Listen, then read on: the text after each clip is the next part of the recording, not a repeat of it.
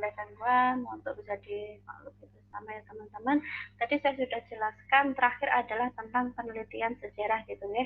Jadi saya bagaimana perbedaan hingga sampai ke penelitian sejarah.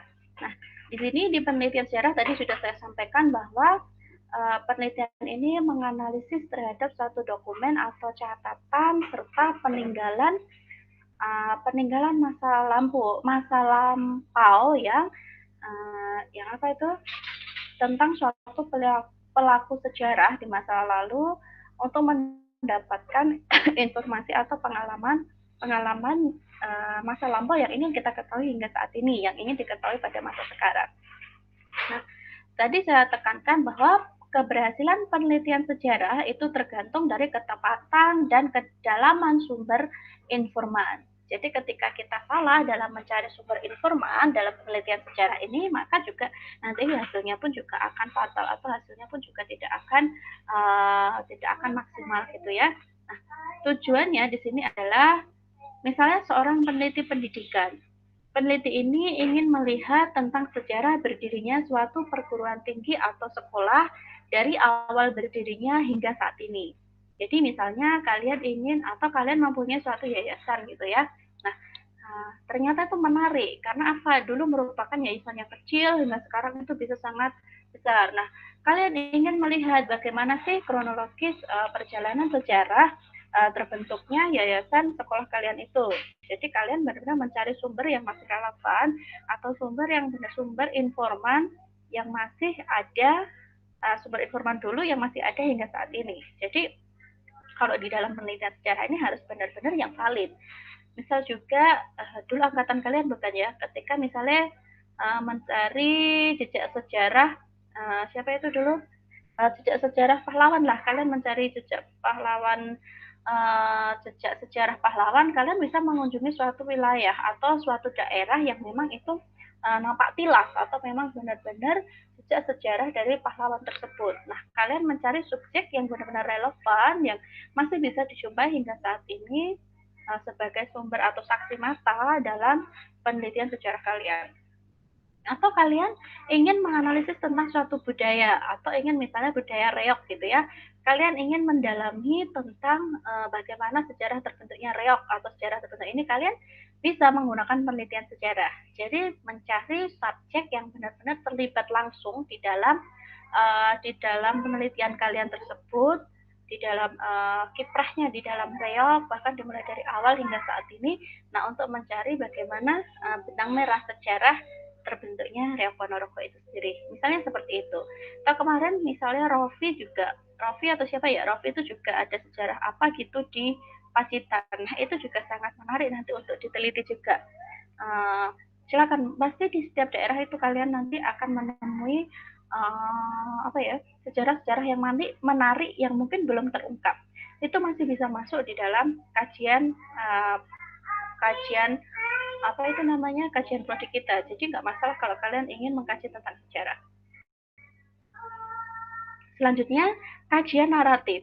Sering digunakan apabila ingin mengetahui lebih dalam tentang keterlibatan seseorang atau keterlibatan seseorang di dalam suatu atau kecimpungnya seseorang di dalam suatu agenda, di dalam suatu kegiatan, atau di dalam suatu tempat atau lokasi. Tipenya adalah mengkaji cerita yang disampaikan oleh seseorang tentang kehidupannya dan melakukan atau mengkonstruksi secara bersama suatu analisis secara bersama tentang narasi tersebut. Jadi, misal gini dulu, contohnya, peneliti yang melakukan penelitian tentang refleksi tokoh masyarakat atau perjalanan hidup seorang tokoh dalam memimpin. Oke, hampir sama dengan sejarah, cuma kalau di sini itu fokus pada misalnya kepemimpinannya. Fokus, misalnya kita tidak berbicara sejarah bagaimana terbentuknya, tidak. Tapi kalau ini adalah fokus pada seseorang yang benar-benar dia adalah orang yang unik atau mempunyai keterlibatan tinggi, mempunyai keterlibatan tinggi, mempunyai peran yang sangat besar di dalam suatu kelompok atau di dalam suatu daerah. Nah, ini menggunakan kajian naratif. Atau misalnya di suatu wilayah kalian itu ada salah satu tokoh yang benar-benar itu bisa membangun atau mengubah desa kalian. Nah, ternyata tokoh tersebut itu belum dikenal oleh masyarakat luas. Nah, dari sini kalian bisa mengkaji dari secara naratif ini adalah mengetahui keterlibatan seorang tokoh tersebut di dalam kehidupan masyarakat. Caranya di sini adalah dengan melakukan wawancara secara mendalam dan pengumpulan data pendukung. Nah, kalau di sini bedanya tidak hanya cukup menggunakan wawancara aja, tetapi juga harus dengan, karena kan mendeskripsikan dari seseorang. Kita tanya wawancara pada orang tersebut, bagaimana sih keterlibatannya, dan lain sebagainya. Nah, tapi di sini kita juga memerlukan data-data pendukung atau berupa data-data file atau data-data bukti pendukung yang sebagai pendukung nanti untuk menyimpulkan dari narasi sumber yang kita temui. Misalnya seperti itu. Oke. Selanjutnya adalah penelitian interpretatif. Sering dijumpai pada tipe penelitian yang menuntut suatu data secara deskriptif. Oke, ini data secara deskriptif. Karena beda-beda ya teman-teman. Ada data itu yang ditampilkan untuk analisis. Jadi ketika data itu ditampilkan, kita menganalisis hasilnya. Jadi benar-benar menganalisis, mengkaitkan lagi dengan teori, dan kita membuat kesimpulan. Kalau deskriptif, kita mendeskripsikan sesuatu dari hasil di lapangan, dideskripsikan dengan bahasa kita sendiri, dengan hasil wawancara, jadi kita mengolah kembali hasil yang didapat di lapangan dengan deskripsi kita. Kayak gitu.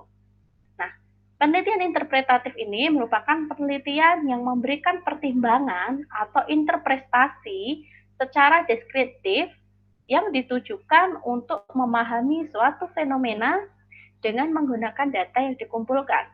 Misalnya, dengan wawancara, pengamatan, dan kajian dokumentasi.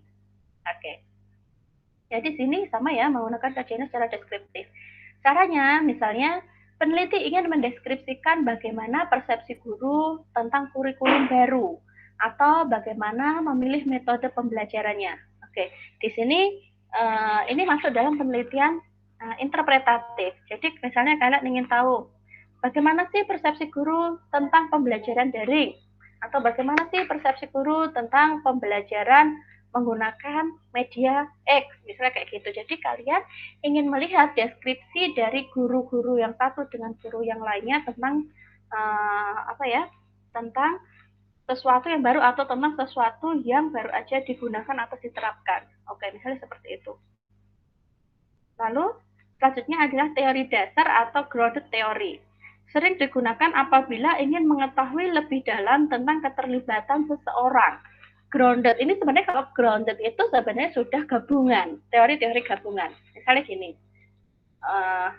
penelitian ini dirancang untuk mengembangkan suatu fenomena sosial yang dilandasi oleh data lapangan yang dikumpulkan melalui suatu penelitian. Oke, jadi tidak hanya cukup satu tempat saja untuk penelitian. Jadi hampir sama dengan kuantitatif ini. Tidak hanya satu tempat. Misalnya kalau yang lainnya kan cukup misalnya sumbernya satu atau dua atau berapa yang masih terkait ya. Misalnya, tapi cukup satu subjek aja. Misalnya di desa Babatan ya orang-orang yang terlibat di Babatan gitu aja. Itu kalau yang metode yang lainnya.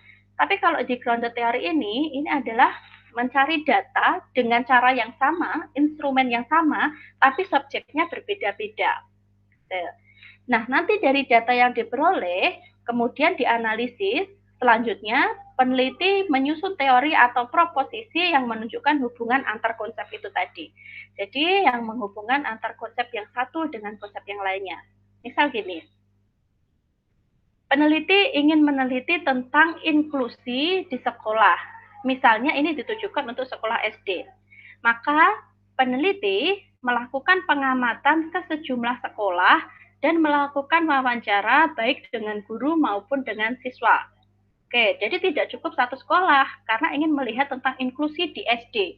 Kan tidak hanya di salah satu SD aja, tapi kan harus dari berbagai banyak SD untuk menyimpulkan inklusi itu seperti apa. Nah, hasil analisis ini dapat mengarahkan ke suatu teori tentang inklusi di SD. Jadi nanti ketika sudah ditemui hasil sekolah inklusi di SD Brotokusuman, di SD Jenangan, di SD Jetis, di SD ini itu kan pasti berbeda-beda. Nah, dari perbedaan-perbedaan tadi itu disimpulkan menjadi suatu teori baru yang membahas tentang inklusi. Atau misalnya juga kayak gini, ingin mencari membahas tentang karakter kejujuran pada siswa SMP. Nah, kalian menggunakan berbagai contoh di SMP di Ponorogo untuk melihat kejujuran mereka.